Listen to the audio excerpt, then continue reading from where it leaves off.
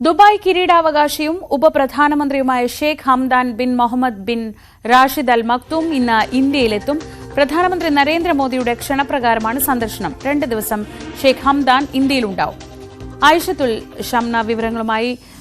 ഷംന, ഇന്ത്യയുമായി ഏറ്റവും അടുത്ത സൗഹൃദം പുലർത്തുന്ന ഒരു രാജ്യമെന്ന നിലയിൽ ഈ സന്ദർശനത്തിന്റെ പ്രത്യേകതകൾ ഏറെയാണ്. അദ്ദേഹത്തിന്റെ ആദ്യ സന്ദർശനമാണ്. എന്തൊക്കെയാണ് സന്ദർശന പരിപാടികൾ?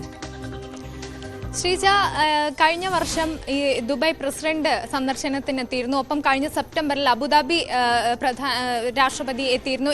ഇങ്ങനെ കഴിഞ്ഞ കുറച്ച് കാലങ്ങളായി അറബ് രാഷ്ട്രങ്ങളുമായുള്ള ബന്ധം ശക്തിപ്പെടുത്താൻ ഇന്ത്യയുടെ ഭാഗത്തു നിന്ന് എല്ലാ ശ്രമങ്ങളും ഉണ്ടാവുന്നുണ്ട്. അതിന്റെ ഭാഗമായി തന്നെയാണ് ഷെയ്ഖ് ഹംദാനും ഇന്ന് ഇന്ത്യയിലെത്തുന്നത്. ഇന്നും നാളെയുമൊക്കെ ഹംദാൻ ഇന്ത്യയിൽ ഉണ്ടാകും. നാളെ മുംബൈയിൽ വെച്ച് പ്രധാനമന്ത്രിയുമായി കൂടിക്കാഴ്ച നടത്തും എന്നാണ് അറിയാൻ സാധിക്കുന്നത്. ഒപ്പം പ്രധാനമന്ത്രിയുടെ പ്രത്യേക ക്ഷണപ്രകാരം എത്തുന്ന ഹംദാന് വേണ്ടി പ്രത്യേക വിരുന്നും പ്രധാനമന്ത്രി ഒരുക്കുമെന്നാണ് ഇപ്പോൾ ഔദ്യോഗിക വൃത്തങ്ങളിൽ നിന്നും അറിയാൻ സാധിക്കുന്നത്. ഒപ്പം ഇരു രാജ്യങ്ങളും തമ്മിലുള്ള ഉഭയകക്ഷി ചർച്ചകൾ, അത് 2 രാജ്യങ്ങളും തമ്മിലുള്ള ബന്ധം ശക്തിപ്പെടുത്താനൊക്കെ ഉള്ള ചർച്ചകൾ ഉണ്ടാകും, അങ്ങനെയാണ് അറിയാൻ സാധിക്കുന്നത്. ഒപ്പം തന്നെ ഈ ഷെയ്ഖ് ഹംദാന്റെ കൂടെ UAE-യിലെ മറ്റ് വിവിധ ഡിപ്പാർട്ട്മെന്റുകളിലെ പ്രതിനിധികളും ഉണ്ടാകും എന്നുകൂടി UAE വാർത്താ ഏജൻസികൾ ഇപ്പോൾ റിപ്പോർട്ട് ചെയ്യുന്നുണ്ട്. എന്തായാലും ഈ അറബ് രാഷ്ട്രങ്ങളുമായുള്ള ബന്ധം ശക്തിപ്പെടുത്തുന്നതിന്റെ ഭാഗമായി ആണ് ഈ ചർച്ച എന്നാണ് മനസ്സിലാക്കാൻ സാധിക്കുന്നത്.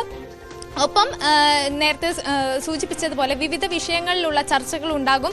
ഈ ഗാസ ഇസ്രായേൽ ആക്രമണം അത് തുടരുന്ന സാഹചര്യത്തിൽ അതും ഒരു ചർച്ചാ വിഷയമാകുമോ എന്ന കാര്യത്തിൽ കൂടി മറ്റ് വിവരങ്ങൾ ലഭിക്കേണ്ടതുണ്ട്. കാരണം ഈ അറബ് രാഷ്ട്രങ്ങൾ അമേരിക്കക്ക് മേൽ വലിയ സമ്മർദ്ദം ചുമത്തുന്നുണ്ട് ഈ വെടിനിർത്തലിന് വേണ്ടി.